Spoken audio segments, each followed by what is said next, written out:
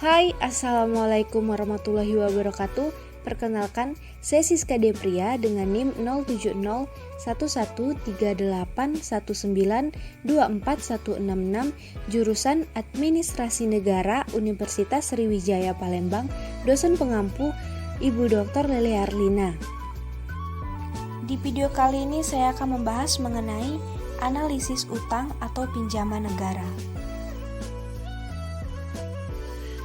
Saya menganalisis menggunakan teori yang terdapat dalam buku Keuangan Negara dalam Teori dan Praktik, penulis M. Suparmoko, bab 9 tentang utang atau pinjaman negara. Utang negara memainkan peran yang sangat penting sejak Orde Lama, yaitu tahun 1945 sampai 1966, Orde Baru 1967 sampai 1998, bahkan sampai dengan sekarang, terutama untuk pembangunan Indonesia. Utang negara ini dialami juga negara-negara lain, baik negara yang sudah maju maupun negara yang sedang dalam masa awal perkembangannya.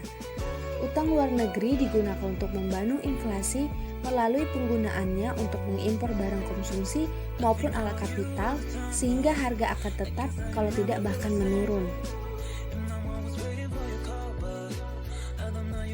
Bank Indonesia mencatat utang luar negeri atau ULN Indonesia naik dari 408,6 miliar US dollar pada Juni 2020 menjadi sekitar 409,7 miliar US dollar per Juli 2020.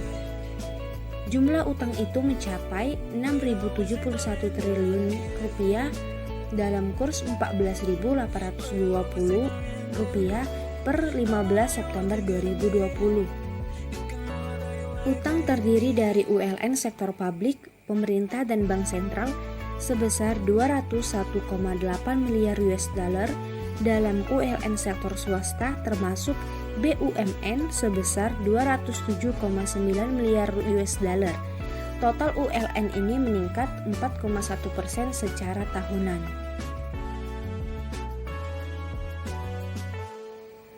Utang pemerintah sebesar 199 miliar US dollar atau tumbuh 2,3% per Juli. Peningkatan utang karena penarikan sebagian komitmen lembaga multilateral dan penertiban samurai bonds untuk memenuhi kebutuhan pembiayaan, termasuk guna menangani pandemi COVID-19 dan pemulihan ekonomi nasional. Sementara utang swasta meningkat 6,1% yang didominasi oleh sektor jasa keuangan dan asuransi, sektor pengadaan listrik, gas, uap atau air panas dan udara dingin, termasuk sektor pertambangan dan pengalian dan industri pengolahan. Utang luar negeri harus diakui telah memberikan kontribusi yang cukup berarti bagi pembiayaan pembangunan ekonomi nasional. Hal inilah yang menyebabkan ULN Indonesia bertambah berat bila dihitung berdasarkan nilai mata uang rupiah.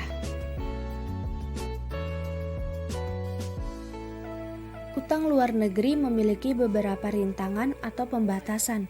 Batasan umum adalah kapasitas negara peminjam untuk membayar kembali utang dan bunga di masa yang akan datang.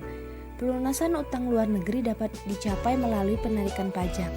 Tetapi karena rendahnya tingkat pendapatan di negara-negara berkembang seperti Indonesia, maka untuk membayar utang dalam bentuk bunga dan cicilan pokok utang dengan penerimaan dari pajak saja sangat tidak cukup, karena untuk menutup pengeluaran rutin negara saja seringkali belum cukup.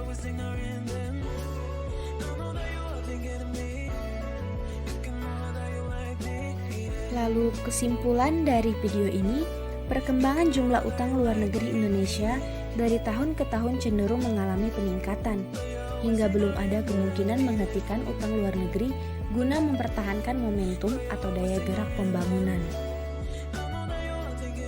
Dan solusinya, utang negara yang diterima hendaknya dipergunakan seefisien mungkin dan dapat bersifat membiayai sendiri, sehingga dalam jangka waktu tertentu dapat menghasilkan devisa karena meningkatkan produksi ekspor dan atau penghematan penggunaan devisa melalui kegiatan impor subsidi.